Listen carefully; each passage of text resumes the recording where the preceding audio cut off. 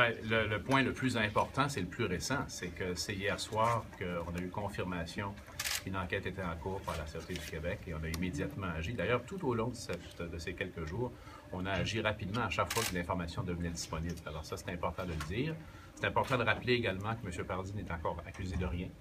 Il faut également tenir compte des droits de chacun, bien sûr de la personne avant tout qui s'estime avoir été victime, mais également des droits de M. Paradis. Et chaque fois qu'on a eu une information nouvelle, on a agi immédiatement. Il n'est accusé de rien, pourtant vous l'avez exclu. Parce que lorsqu'une enquête policière sur un sujet semblable est en cours sur un membre du Conseil des ministres, je pense que c'était le geste à poser. Je pense que la plupart des citoyens seraient d'accord avec ça. Sera-t-il réintégré dans le Conseil des ministres ou à tout le moins dans le caucus libéral s'il n'y a pas d'accusation ou s'il est blanchi d'éventuelles accusations? C'est une question hypothétique. Attendons de voir la fin de l'enquête et puis on aura l'occasion de faire le point. Avez-vous lu la lettre de la plaignante? Paradis vous avez prévenu de sa condition, qu'il y avait eu une commotion cérébrale?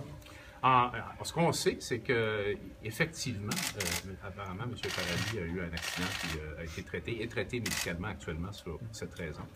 Mais je veux être bien clair, la raison pour laquelle le mercredi, on lui a demandé de se retirer dans un premier temps du Conseil des ministres, c'est pas pour cette raison-là, c'est à cause du fait qu'on avait cette journée-là reçu une lettre de la personne qui désire être entendue. Et à ce moment-là, on était vraiment dans un environnement qui était nouveau. Pourquoi ne pas l'avoir mentionné sur le champ, Oui, c'est ça. Pourquoi ne pas l'avoir mentionné sur le champ? Parce qu'auparavant, on n'avait aucune information précise. Tout ce qu'on savait, c'est qu'il y avait eu un signalement et qu'il devait être validé.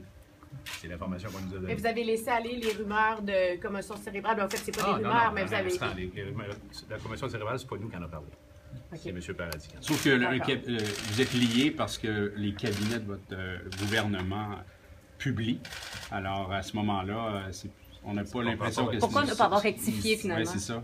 Ben, c'était à M. Paradis de le faire. Moi, j'ai expliqué vraiment les choses au moment où elles étaient disponibles, elles étaient connues. Je veux répéter que c'est pas lui qui a mis la question de la commotion cérébrale sur la place publique. Cependant, puis là, je suis par nature discret, j'ai une information médicale. Cependant, selon les informations qu'on m'a données, il est exact que M. Paradis a été victime de commotion cérébrale. Il est actuellement sous les soins. Est-ce qu'il vous avait prévenu? Lorsqu'on lui a parlé pour la première étape où il s'est retiré du Conseil des ministres. Avez-vous lu la lettre de la plaignante? J'en ai eu, je dirais, non pas un résumé, mais in extenso quant à ces... Qu'est-ce que vous pouvez nous dire sur la nature, justement, de sa plainte? Et quelle a été votre réaction lorsque vous avez lu cette lettre-là? Bien, ma première réaction, c'est pour la personne elle-même.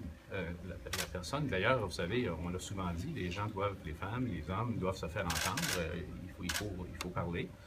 Et vraiment, on est attristé devant une lettre semblable, avant tout pour la victime, mais également préoccupé par l'autre volet de la question, qui est la personne mise en cause, dont les droits doivent être respectés, dont la présomption d'innocence doit être respectée, et qui n'est actuellement, je vous le rappelle, c'est pas banal, c'est pas anodin, l'objet d'aucune accusation. Est-ce que par rapport à M. Hamad, est-ce qu'on pourrait s'attendre à une démission de sa part? Pas du tout, on n'a pas parlé de ça. Vous avez confié la responsabilité du ministère de l'Agriculture à Laurent Lessard. Quel est le mandat que vous lui confiez?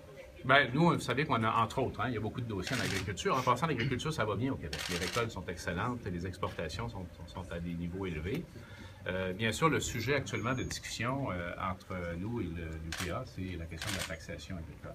Alors, je sais que Laurent va rencontrer les gens de l'UPA rapidement sur cette question, mais n'oubliez pas qu'on a demandé à M. Godbout également de nous donner un portrait de la situation de la fiscalité agricole. Alors, c'est une partie des choses qu'il doit faire. Il va être très occupé, M. Lessard, mais ce qui doit rassurer les Québécois, c'est que c'est un homme expérimenté qui a eu ses responsabilités-là déjà.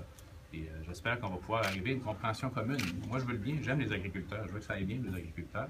Alors, je veux avoir la lecture factuelle de la situation, de la fiscalité, et s'il y a des correctifs à apporter, on va les apporter. Compte tenu des circonstances, M. Couillard, est-ce qu'il n'y a pas lieu de, justement, de mettre la réforme du programme de taxes foncières agricoles sur la glace, le temps de faire toute la lumière là-dessus? Attendons de voir la lecture. On va la voir en temps, là, avec un budget, je pense. Et les questions fiscales se rectifient ou se corrigent ou s'annoncent lors d'un budget. Donc, attendons de voir le portrait qu'une personne extérieure indépendante va lui donner de la situation. Et là, s'il y a des gestes à poser pour corriger des impacts qu'on n'avait pas vus, ou plus ou moins appréciés, on a le temps de le faire. Moi, le message que j'envoie aux agriculteurs du Québec, c'est que j'aime l'agriculture, j'aime les agriculteurs, je veux qu'on continue à réussir en agriculture au Québec. On va faire le point sur cette question des... Mais avant le budget, là, il y a une menace de fermeture des sentiers de motoneige. Moi, je pense qu'avec l'ambiance de dialogue, d'ouverture, le rapport de M. Godbout. Moi, j'encourage l'UPA à faire preuve également d'ouverture, puis de ne pas pénaliser les citoyens, ni les entreprises du Québec, parce que la motoneige au Québec, c'est une industrie importante également, avec des retombées économiques importantes.